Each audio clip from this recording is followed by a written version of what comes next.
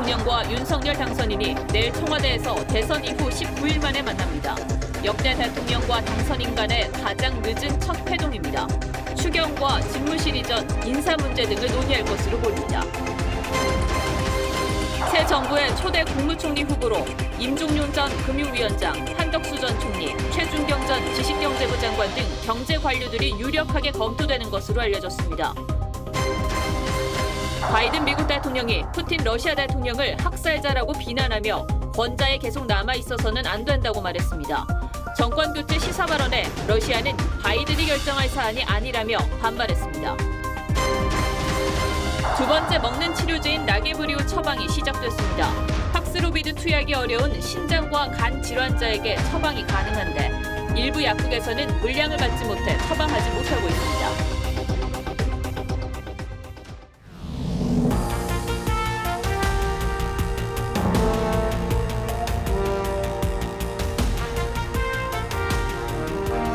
시청자 여러분 안녕하십니까? 뉴스7의 김명우입니다. 문재인 대통령과 윤석열 당선인이 내일 청와대에서 만찬을 함께합니다. 대선 이후 19일 만으로 역대 회동 가운데 가장 늦은 만남이지만 국내외 산적한 현안을 생각하면 회동 시기가 늦어진 걸 탓할 시간도 없어 보입니다. 내일 회동은 단순히 당선을 축하하고 그동안 고생했다는 안부를 주고받는 가벼운 자리일 수 없어 보입니다. 국민들은 두 사람이 협력하는 모습을 보면서 걱정을 조금이라도 덜기를 기대하고 있습니다. 먼저 윤동빈 기자가 보도합니다.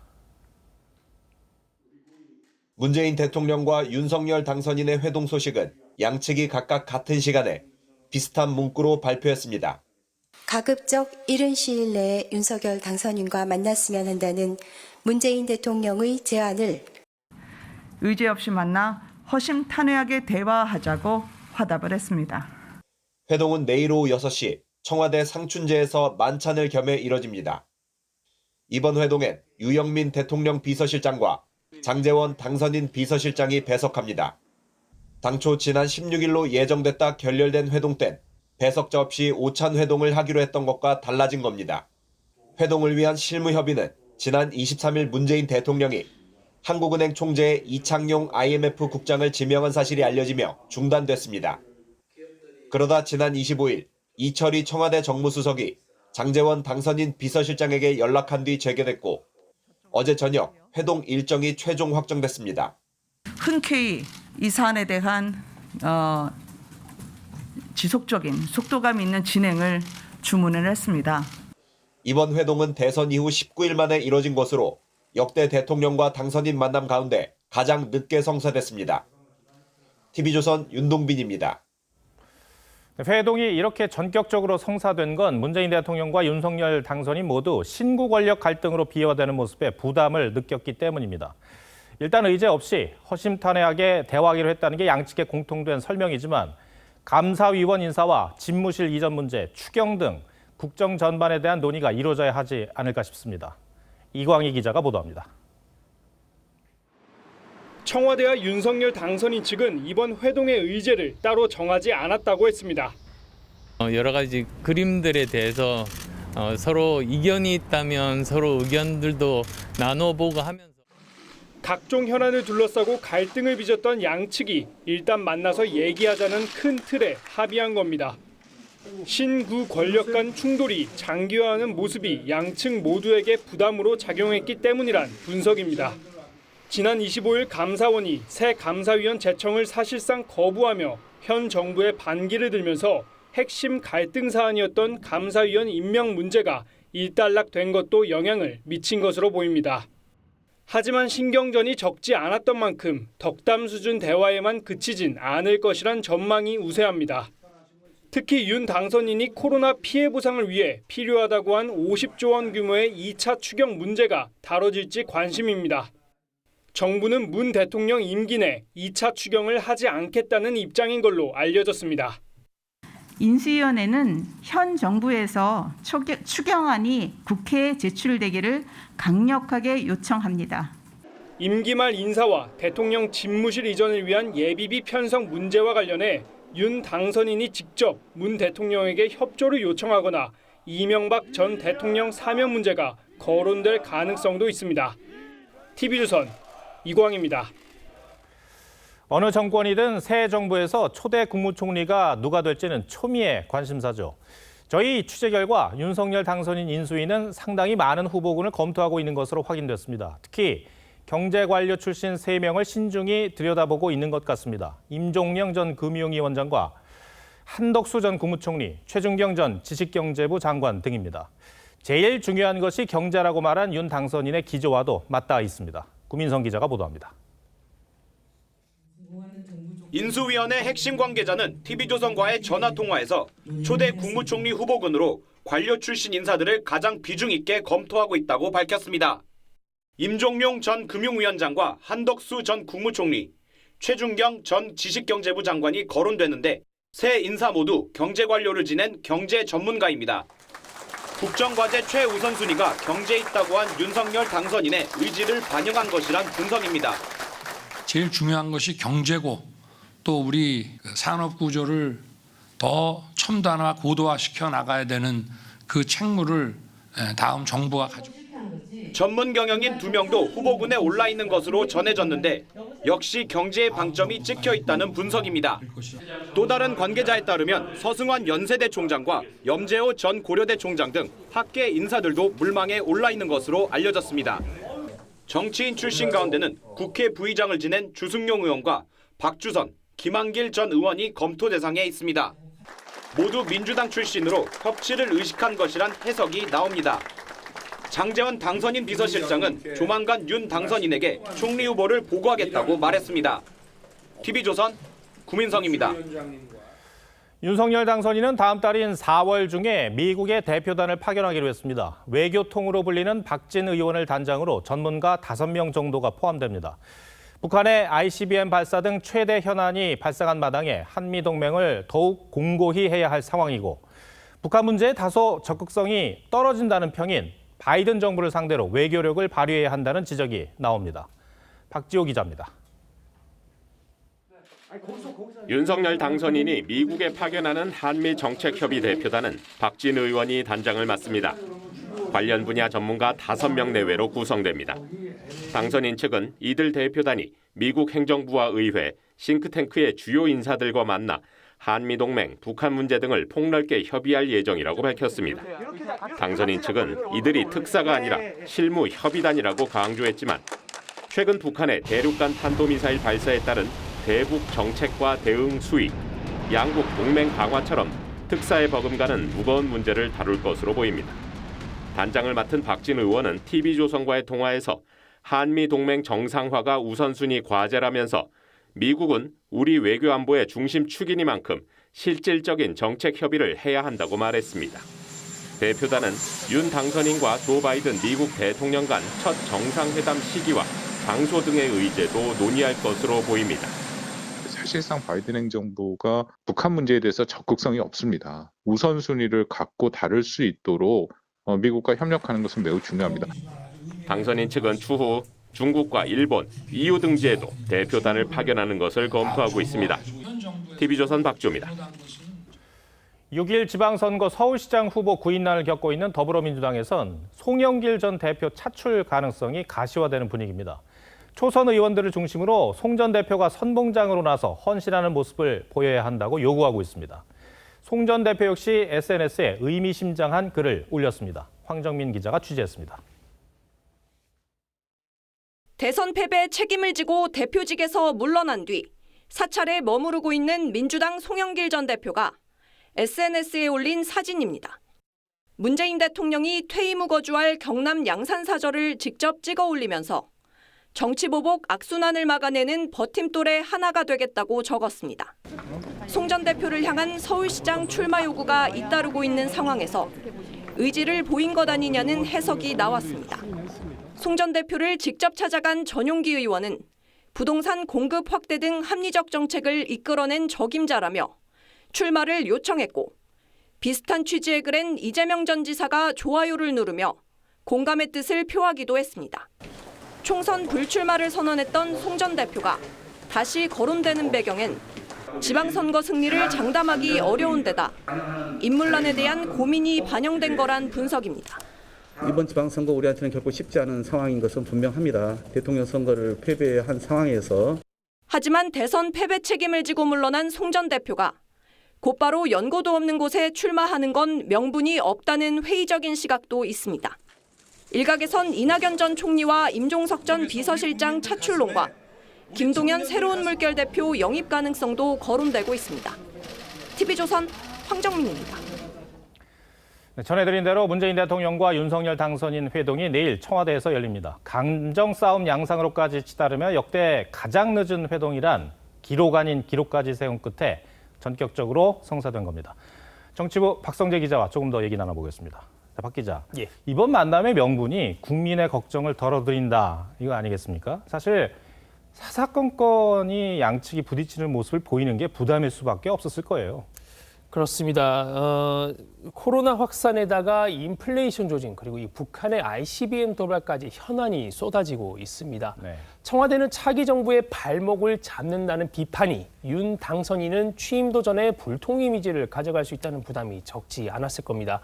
특히 중단됐던 양측 실무 협상이 지난 25일에 재개됐다는 점도 눈여겨볼 대목입니다. 네, 25일이요. 금요일인데 그때 이철희 정무수석이 장제원 실장에게 다시 연락을 했다는 거잖아요. 예. 그날 무슨 일이 있긴 있었죠. 네, 이 감사원장이 인수위 현안 보고 자리에서 네. 현 정부의 감사위원 인사권 행사에 대해 사실상 임명 제청권을 거부를 했습니다. 윤 당선인 입장에서는 결코 양보할 수 없었던 이른바 감사위원 알박기 문제가 자연스럽게 해결이 된 셈입니다. 그런데 청와대도 비슷한 입장인가요? 그렇지는 않습니다. 이 청와대는 처음부터 의제를 들고 회동에 나선 건 윤 당선인 측이었고 인사권은 대통령 고유 권한이라는 입장도 여전히 명확합니다. 다만 굳이 이 문제를 키우지 말자는 판단을 했을 수 있습니다. 네. 회동 형식이 지난 16일과는 많이 달라졌습니다. 일단 점심이 아니라 저녁을 이제 먹기로 했잖아요. 이유가 있을까요? 예, 이게 오찬에서 만찬으로 바뀐 건데요. 먼저 만남에 시간 제한을 두지 않겠다 이런 의지로 볼 수 있겠습니다. 대화가 길어지면 길어지는 대로 끝까지 하겠다는 건데요. 과거 사례를 보면 2007년 만찬 회동을 한 노무현 대통령은 이명박 당선인과 2시간 10분 동안이나 만났습니다. 당시 이 당선인 측은 노 대통령이 오랜 시간을 들여 하나하나 인수인계를 해줬다라며 만족감을 내비쳤습니다. 반면에 2012년 만찬이 아니라 오후에 티타임 형태로 회동을 했던 이명박 대통령과 박근혜 당선인은 50분간 만남으로 그쳤습니다. 그리고 원래 단독 회동이었는데 배석자를 두기로 했습니다. 뭐 특별한 이유가 있을까요? 네, 일단 검찰총장으로 임명한 윤석열 당선인과의 만남 자체가 대통령으로서는 참 부담스러웠을 겁니다. 그런데다가 회동 협상 과정에서 갈등의 골이 깊어지면서 독대를 하면 상당히 어색할 수 있겠죠. 네. 그래서 소위 윤활유 역할을 할 수 있는 배석자를 두기로 한 것 아니냐 이런 해석이 나옵니다. 네. 박 기자, 이 배석자가 있는 게 좋은 걸까요? 없는 게 좋은 걸까요?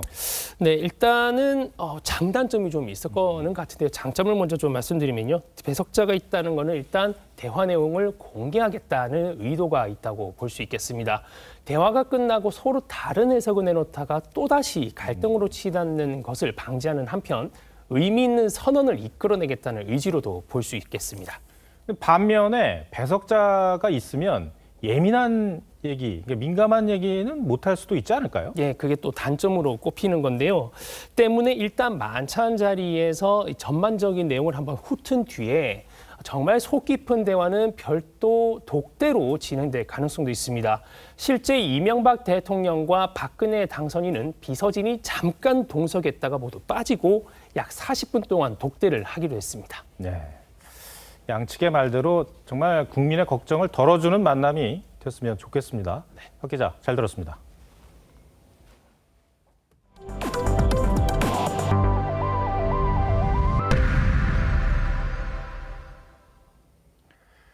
폴란드를 방문한 미국 바이든 대통령이 러시아 푸틴 대통령을 향해 그동안의 비난과는 차원이 다른 발언을 했습니다. 푸틴이 계속 권력을 쥐고 있어선 안 된다고 말한 겁니다. 미국이 러시아의 정권 교체를 바란다는 의미로 해석이 되는데 러시아에 대한 미국의 접근법에 변화가 있을 수 있다는 언론 보도도 나왔습니다. 러시아는 발끈했습니다. 먼저 홍혜영 기자가 보도합니다. 폴란드 바르샤바를 방문한 바이든은 이번 전쟁은 러시아의 전략적 실패라며 가혹한 대가만이 러시아를 바꿀 것이라고 말했습니다. 그러면서 푸틴은 권좌했을 자격이 없다고 했습니다. We will have a different future, a brighter future, rooted in democracy and principle, hope and light, of decency and dignity, of freedom and possibilities. For God's sake, this man cannot remain in power. 사실상 러시아의 정권 교체를 시사한 것으로 지금까지 나왔던 비난 발언을 뛰어넘는 차원입니다. 외신들은 바이든이 푸틴의 퇴진을 촉구했다며 러시아를 향한 미국의 접근법에 중대한 변화가 생겼다고 해석했습니다. 러시아는 즉각 반발했습니다. 크렘린궁 대변인은 정권 교체는 바이든이 결정할 일이 아니라며 대통령은 러시아 국민이 선출하는 것이라고 반박했습니다. 논란이 커지자 백악관은 푸틴 대통령이 이웃나라에 개입해선 안 된다는 의미였다며 진화에 나섰습니다. 바이든은 우크라이나 피난민들을 만난 자리에서도 푸틴은 학살자라고 비난했습니다. TV조선 홍혜영입니다. 러시아는 바이든 대통령이 폴란드를 방문한 날 폴란드 국경에서 불과 70km 떨어진 우크라이나 서부 르비우를 보란 듯이 폭격했습니다. 어디든 공격할 수 있다는 일종의 경고라는 해석이 나왔습니다. 이어서 차순우 기자가 보도합니다. 붉은 성광과 함께 검은 연기가 피어오릅니다. 도시 한복판 건물이 화염에 휩싸입니다. 우크라이나 서부 르비우시가 로켓 공격을 받았습니다. Сьогодні було 2 попадання по об'єктах критичної інфраструктури, один з яких попав на автобазу в самому місті Львові. 주거 지역은 비껴갔지만 연료 저장 시설이 파괴돼 최소 5명이 목숨을 잃거나 다쳤습니다. We heard this very loud. I don't know how to say it. When rocket just came. 르비우는 폴란드 국경에서 불과 70km 떨어진 곳으로 피난민들의 경유지입니다. 러시아군은 바이든 대통령이 폴란드를 방문한 날 로켓을 쐈습니다. 외신들은 일종의 경고 메시지라고 분석했습니다. 제2의 도시 하르키우는 원자력 연구소에 포격이 계속되고 있고 러시아군에 포위된 남부 마리우폴은 시민 10만 명 이상이 물과 식량 부족으로 고통받고 있습니다. 우크라이나 북부 체르니히우도 완전히 폐허가 돼 수도와 전기가 끊겼습니다. TV조선 차순우입니다. 네, 코로나 현황 짚고 가겠습니다. 신규 확진자는 나흘째 감소세를 보이고 있습니다. 정부는 정점을 지났다고 판단을 하고 있는데 전문가들은 그렇다 하더라도 확진자 수가 급감하지 않고 정점을 지난 여파로 위중증 환자와 사망자가 곧 크게 늘어날 것을 우려하고 있습니다. 유지연 기자입니다. 지난 17일 하루 62만 명대 환자가 쏟아진 지 일주일 만에 신규 환자는 49만 명대를 찍고 나흘째 30만 명대에서 조금씩 감소하고 있습니다. 정부는 고비를 넘고 있다고 판단하고 있습니다. 오미크론 이제 서서히 정점을 지나서 감소 추세에 있는 것으로 보입니다. 다만 감염 비율이 70%에 달하는 남아공이나 30%를 넘어 정점을 찍고 내려온 프랑스와 달리 국내에선 정점 도달에 2달 이상, 유지 기간도 한 달 걸린 만큼 급속한 감소세는 없을 것이란 전망입니다. 30에서 40만이 다음 주까지는 분명히 유지가 될 것이고 그 후에도 빠르게 내려가지는 않을 것으로 생각합니다. 전파력이 30% 더 빠른 스텔스 오미크론 점유율이 지난주 41%에서 늘고 있고 오늘 60세 이상 고령층 비율이 유행 이후 최고치인 20.9%에 달하는 것도 변수입니다. 신규 확진자의 정점 다음에는 이제 중증 입원 환자의 이제 정점이 올 것이고 그 다음에 이제 사망자의 정점이 오는 시퀀스이기 때문에 2, 3주 뒤엔 하루 사망자가 최대 900명에 이르고 2월부터 5월 말까지 누적 사망자가 2만 4천 명에 달할 수 있다는 전망도 나옵니다. 재택치료자의 대면 치료를 늘려 중증화를 최대한 낮추고 한계에 달한 입원 치료 현장에 집중적인 지원이 절실하다는 지적입니다. TV조선 유지현입니다. 이제 코로나 환자가 중증으로 악화되지 않도록 하는 게 중요한데 그 역할을 해줄 두 번째 먹는 치료제 라게브리오의 처방이 어제부터 시작됐습니다. 기존 치료제인 팍스로비드보다 처방할 수 있는 환자의 범위가 넓어서 치료제 복용 사각지대를 줄여줄 것으로 보입니다. 하지만 초도 물량이 적어 일부 약국에는 아직 약이 들어오지 않은 상황입니다. 박상준 기자입니다. 확진자의 가족이 팍스로비드를 수령한 뒤 복용법을 설명받습니다. 12시간 간격으로 복용합니다. 네네네. 두 번째 먹는 치료제 라게브리오도 어제부터 처방이 시작됐습니다. 심장이나 간 질환 등으로 팍스로비드를 못 먹는 환자가 대상입니다. 이 약국에도 20명분이 입고됐는데 아직 처방으로 이어지진 않았습니다.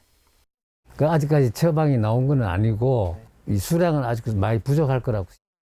이미 국내에 도입된 초도 물량 2만 명분에 더해 오늘도 8만 명분이 도착하는데 아직 물량을 받지 못한 약국도 있습니다. 내일이나 모레쯤은 올 거예요. 하루 평균 7천 명이 넘는 환자들이 먹는 치료제를 처방받으면서 팍스로비드 재고는 2-3주치만 남은 상황.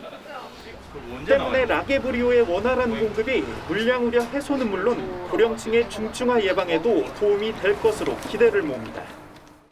정부는 일선 의료 현장에서 먹는 치료제가 부족하지 않도록 선제적 조치에 나서고 있습니다.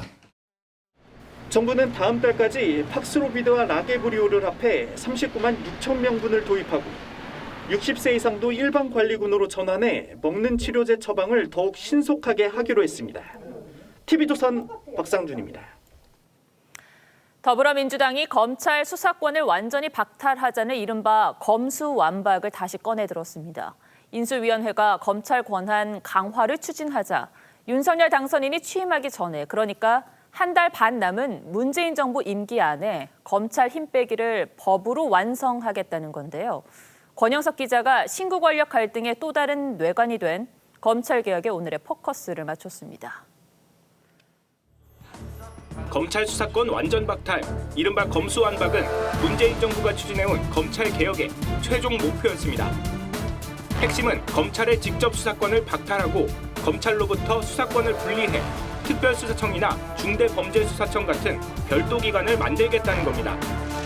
검수완박 공방은 2020년 추미애 당시 법무부 장관과 윤석열 검찰총장의 추윤 갈등 국면에서 극대화됐었는데, 당시 윤 총장은 민주당의 검수완박 법안 처리 강행 시도에 반발하면서 검찰총장직을 내던졌습니다. 검수완판이라고 하는 것은 어떤 부패를 완전히 판치게 하는 부패 완판으로서. 그리고 딱 1년 뒤 윤석열 당선인이 대선에서 승리하자 민주당은 검수완박 속도전에 총력 태세입니다. 윤 당선인의 공약인 법무부 장관의 수사지휘권 폐지와 검찰의 직접 수사 확대 움직임을 법률로 막아서겠다는 겁니다. 윤석열 정부가 검찰개혁을 후퇴시키지 않도록 우리 당은 검찰개혁의 고삐를 단단히 쥐겠습니다. 민주당 의원인 박범계 법무부 장관이 윤 당선인 공약을 공개 비판하자 인수위가 법무부 보고를 유예하는 상황도 있었습니다.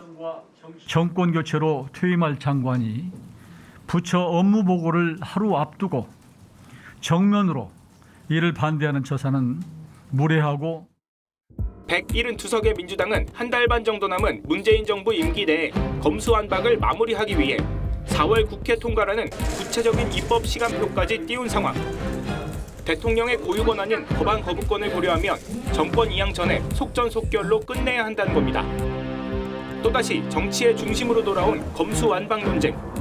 신구 권력의 정반대 검찰개혁이 어떤 결말을 맞게 될지 뉴스7 포커스였습니다.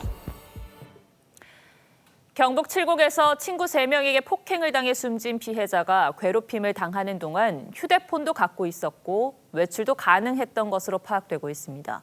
그런데도 왜 주변에 도움을 요청하지 않았는지 의문이 드는데요. 전문가에게 그 이유를 물어봤습니다. 김태훈 기자가 취재했습니다. 숨진 이모 씨에 대한 피의자들의 감금 수법은 판단 능력을 없애는 방식이었습니다. 시작은 친구 사이였지만 피의자들은 이 씨에게 청소와 빨래 등 허드렛 일을 전담시켰고 폭력도 이어졌습니다. 쇠파이프까지 동원할 정도로 폭행 강도는 심해졌고 정신도 피폐하게 만들었습니다. 이 씨는 외출을 할 수 있었고 기사 같은 거 먹으면 할 때는 제가 그 사람이 담배 달라 해가지고 제가 담배도 한테 주고 그랬는데 이제 가족들과도 연락을 주고받았지만 숨질 때까지 어느 누구에게도 도움을 요청하지 못했습니다.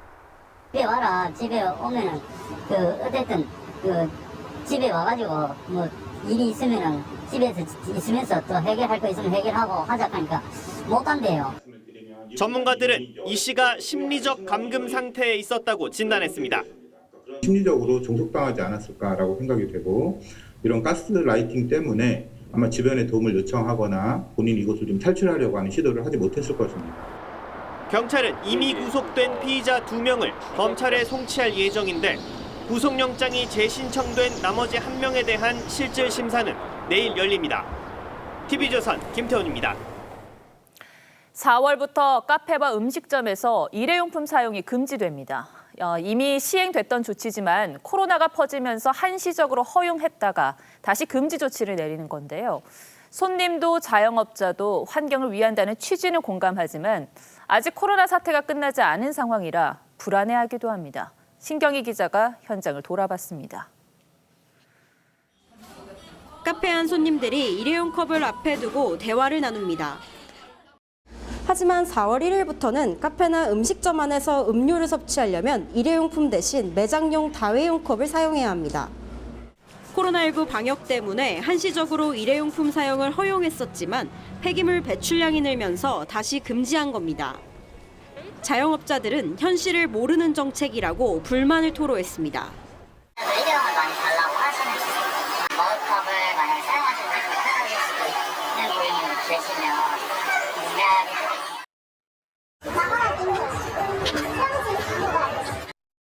일회용 컵을 사용하다 적발되면 업주는 최소 50만 원에서 최대 200만 원의 과태료도 내야 합니다.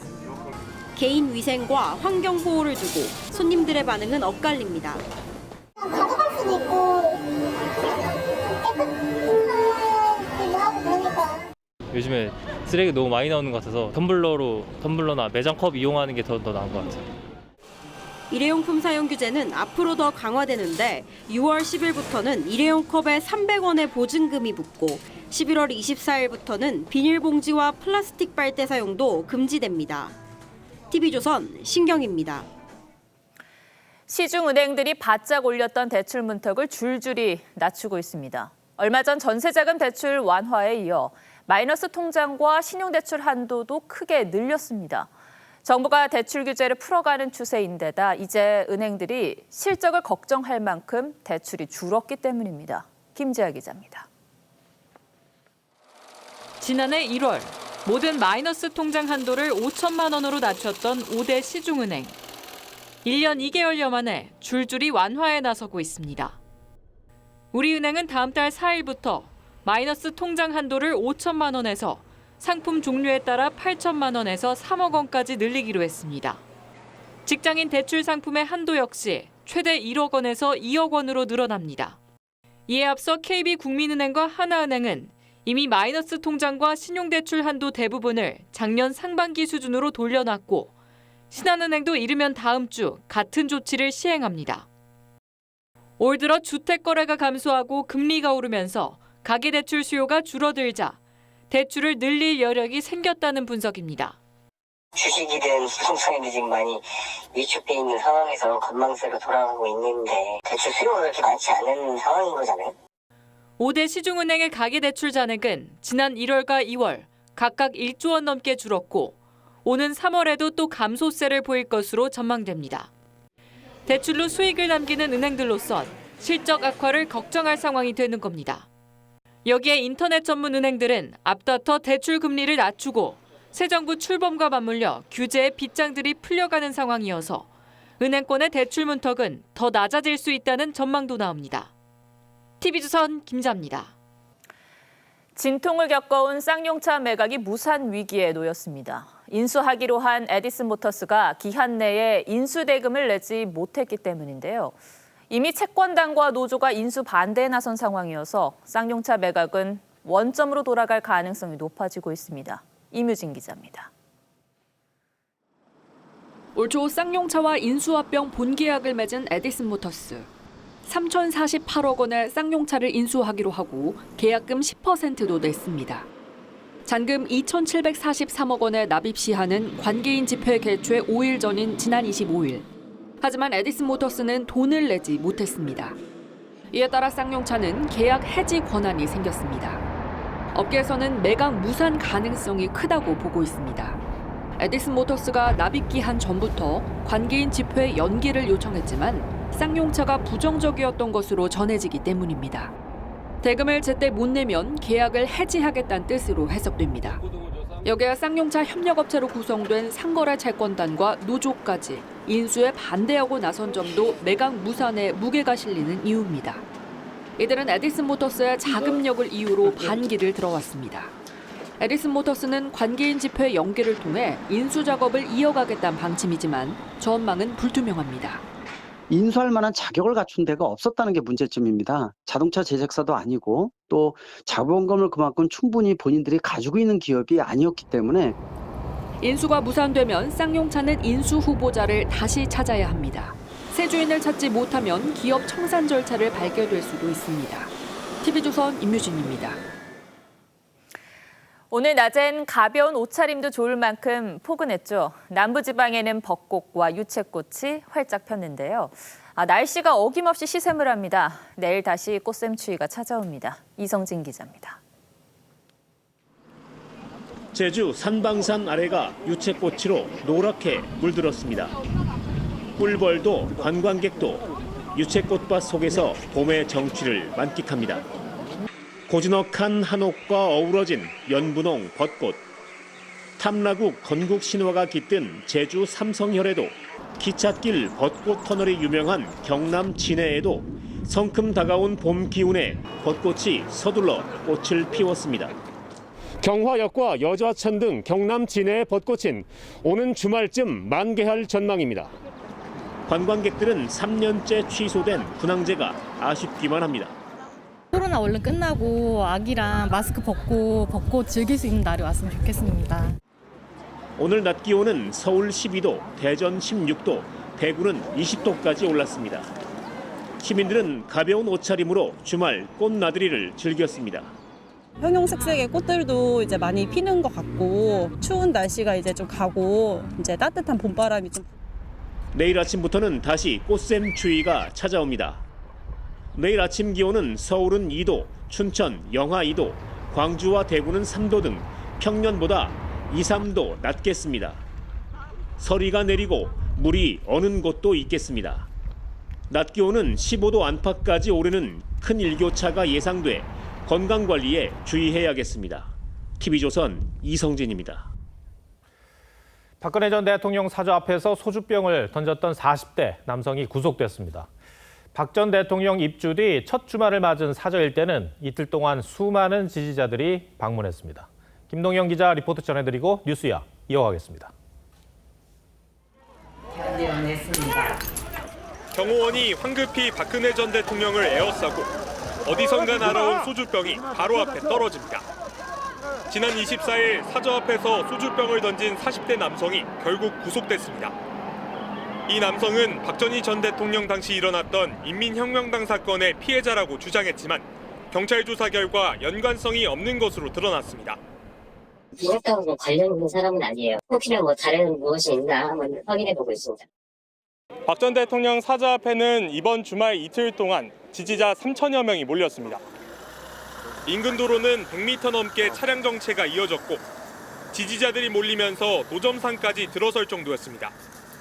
TV에서 보는 것보다는 현장에서 와서 보니까 집도 괜찮고 그래서 공기도 좋은 것 같고. 몰려드는 인파에 인근 상인과 주민들의 반응은 엇갈렸습니다. 경기도에서도 오고 속초서도 오고 대통령 오시고 손님이 많이 늘었어요. 구경한다고 차를 막 운전하는 많이 되죠. 간혹 좀 시끄럽기도 하고 사람들이. 경찰과 지자체는 사저 앞 교통관리를 강화하고 주차장 등 편의시설을 확충할 계획입니다. TV조선 김동영입니다.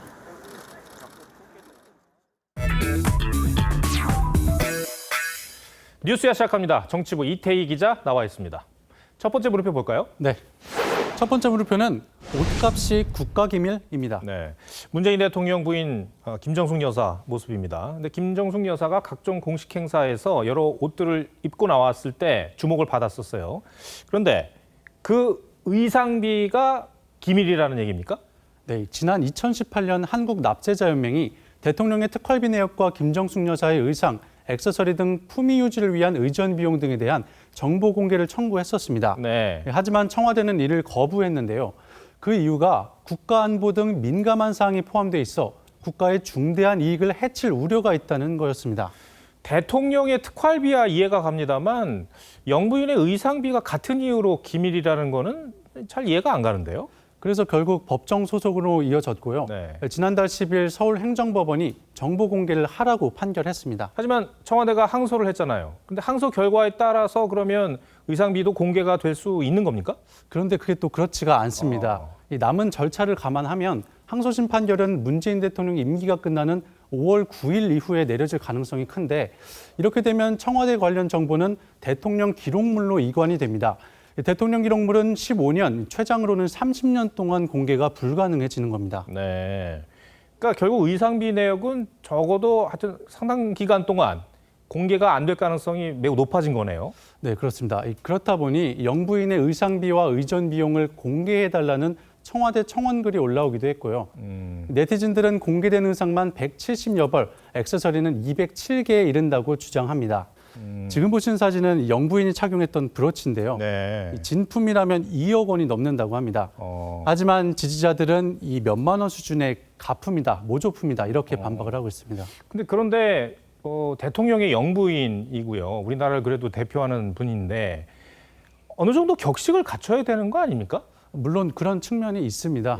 하지만 청와대는 과거 영부인이 비싼 옷을 입는다는 주장이 제기되자 10년간 즐겨 입었던 옷을 자주 입고 있으며 필요한 경우엔 수선도 직접 한다고 반박해왔습니다.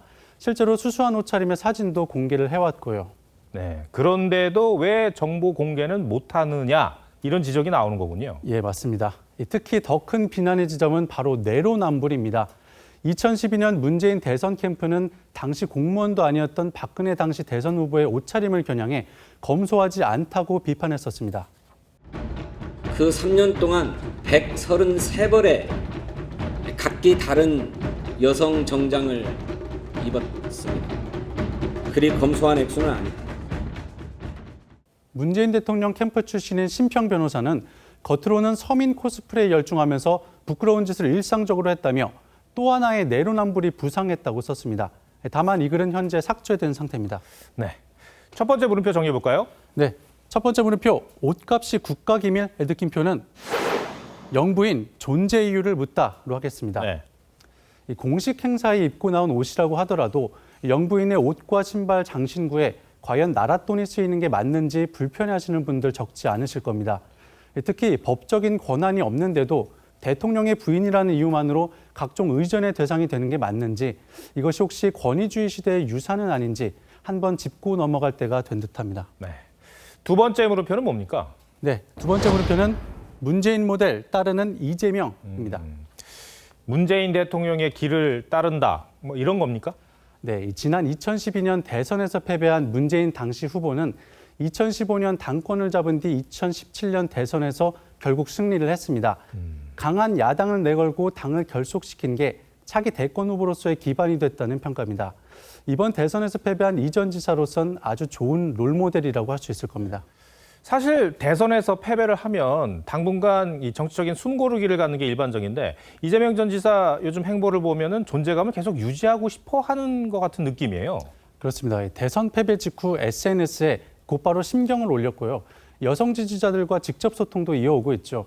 원내대표 경선을 앞두고는 의원들에게 전화를 돌리기도 했습니다. 당내에선 8월 민주당 당대표 선거를 염두에 둔 것 아니냐는 분석이 나옵니다. 만약에 당선이 된다면 윤석열 대 이재명 구도가 다시 재현되는 것 아닌가 이런 생각도 듭니다. 그런데 역시 좀 이른 감은 있지만 당선 가능성은 있습니까? 일단 지방선거 결과가 최대 변수가 될 것으로 보입니다. 민주당 내부에선 쉽지 않은 싸움이 될 거라고 보는 시각이 많습니다. 국민의힘 지자체장이 있는 서울과 부산은 물론 경기 역시 낙관할 수 없다는 건데요. 대선에 이어 지방선거까지 패배할 경우 강력한 리더십을 요구하는 목소리가 분출될 가능성이 높습니다. 그로서 저희 민주당 책임이 막중해질 수 있고 그렇게 되면 이제 이재명 후보의 등판 여건은 더 구체화될 수도 있다. 이번에 민주당 원내대표 경선에서는 친문계인 박강원 의원을 꺾고 친이재명계로 꼽히는 박홍근 의원이 당선이 됐잖아요. 그러면은 만약에 이재명 전 지사가 당권을 쥔다면 민주당 내 주류 세력도 완전히 바뀌게 되는 거 아닐까요? 그렇습니다. 그래서 이번 원내대표 선거가 이재명의 승리 이런 말이 나오는 것도 그 때문입니다. 벌써부터 일부 의원들은 이 전 지사의 조기 등판을 공개적으로 요구하고 있는데요. 민주당 관계자는 차기 공천을 염두에 둔 자기 PR의 성격도 있다고 분석했습니다. 미래 권력의 일찌감치 눈도장을 찍는 PR이다. 뭐 이런 것 같습니다. 알겠습니다. 두 번째 물음표도 정리해 주시죠. 네, 두 번째 물음표. 문재인 모델 따르는 이재명. 느낌표는 잡아도 양날의 검으로 하겠습니다. 이 전 지사가 8월 당대표 도전에 성공하면 내후년 22대 총선 공천을 주도하게 됩니다. 당내 기반이 취약하다는 평가를 받았던 이 전 지사로선 아주 좋은 기회가 되겠죠. 다만 총선에서 패배할 경우엔 그만큼 정치적인 내상 역시 클 것이고 차기 대선도 기약하기 어려워질 수 있습니다. 결국 왜 국민들이 정권 교체를 택했는지 그 이유를 얼마나 정확히 찾아내 민주당을 변화시킬 것이냐, 이게 관건이 될 듯합니다. 알겠습니다. 이태희 기자, 오늘 설명 잘 들었습니다.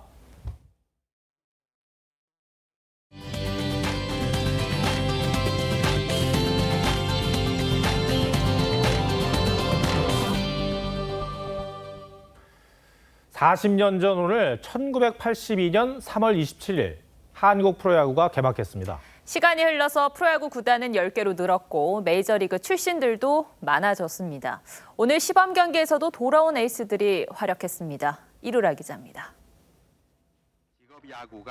1982년 3월 27일 지금은 사라진 서울 동대문 야구장에서 3만 관중의 함성과 함께 시작한 프로야구. 이날 전두환 대통령은 서울의 MBC 청룡과 대구의 삼성 라이온스와의 첫 경기에 앞서 시구를 했습니다. 첫 안타와 홈런의 주인공은 삼성의 이만수 선수였습니다. 프로야구는 해를 거듭하며 팀도 6개에서 10개로 늘었고 관중은 140만에서 코로나 직전 800만 명까지 증가했습니다. 올해는 첫 야구인 출신 KBO 총재의 탄생과 메이저리그 진출 선수들의 귀환으로 기대치가 더 높아졌습니다. 개막 일주일을 앞둔 오늘 경기의 주인공은 추신수와 김광현이었습니다. 2회 말 만루 상황에서 SSG 추신수의 타구가 우중간을 가르며 2타점 2루타로 기록됩니다. 구원투수로 등판한 김광현은 3이닝을 무실점으로 틀어막고 개막을 준비했습니다. 반면 기아 에이스 양현종은 10이닝을 무실점으로 달려오다 한화 외국인 타자에게 홈런을 내주고 무실점 행진을 멈췄습니다. 두산과 SSG의 외국인 투수들은 나란히 고전했습니다. 두산의 스탁은 3이닝 동안 피안타 7개, 볼넷 4개를 허용했고 SSG의 폰트는 5이닝 동안 안타 9개를 얻어맞았습니다. TV조선 이루라입니다.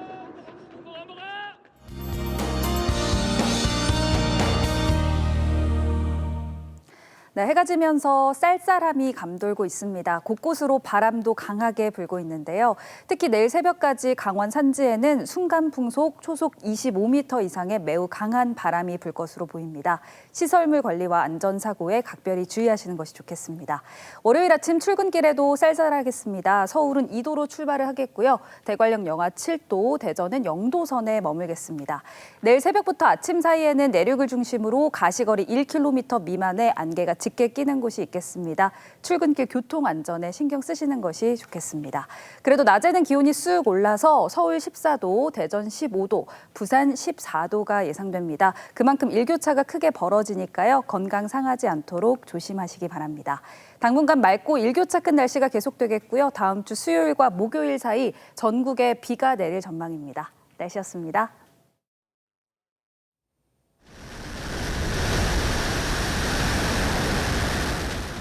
북한이 대륙간 탄도미사일 ICBM을 발사한 뒤 공개한 영상은 마치 뮤직비디오나 영화 예고편 같았습니다. 단연 주연은 김정은 위원장이었습니다. 그런데 보는 입장에서 뭐랄까 이상했습니다. 그들 입장에선 생존을 위한 수단을 공개하는 비장한 상황인데 생뚱맞은 느낌이었습니다. 북한이 도발할 때마다 내부 결속령이란 분석은 빠짐없이 등장합니다. 경제난이 심각하다는 북한에서 저 영상을 본 주민들의 진짜 속내는 무엇일까 궁금해집니다.